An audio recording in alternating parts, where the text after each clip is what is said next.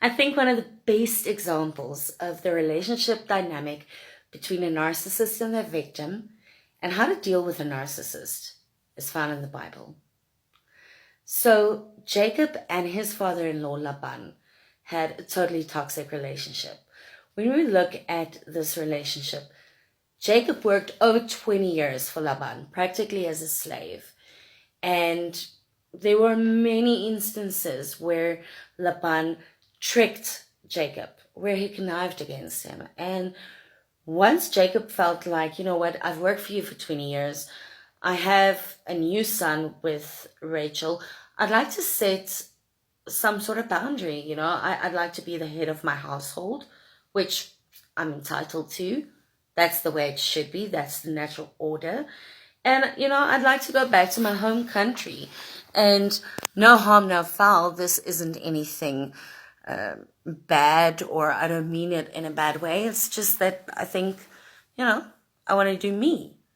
The moment Jacob set that boundary, his stepfather was like, no, but why? If it's about money, I'll pay you.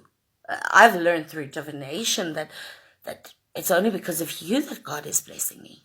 So that's the first tactic of the narcissist, is to try and play on your feelings, to try and come for your emotions, and to make you feel like, you know what, I can't believe you'd go there. I'm so good to you. And as this progresses, then comes the naming and shaming, the absolute tarnishing of Jacob's name. I mean, Laban just tarnished his name and tried to totally ruin his reputation and get under Jacob's skin. And also that didn't work. Jacob was like, I just want to be me and do me. And ultimately, Laban actually went for the throat.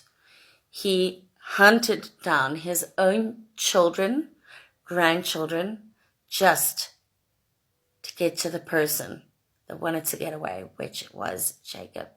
So that kind of is just a short little straight line to how a narcissist will react when you try to set a boundary.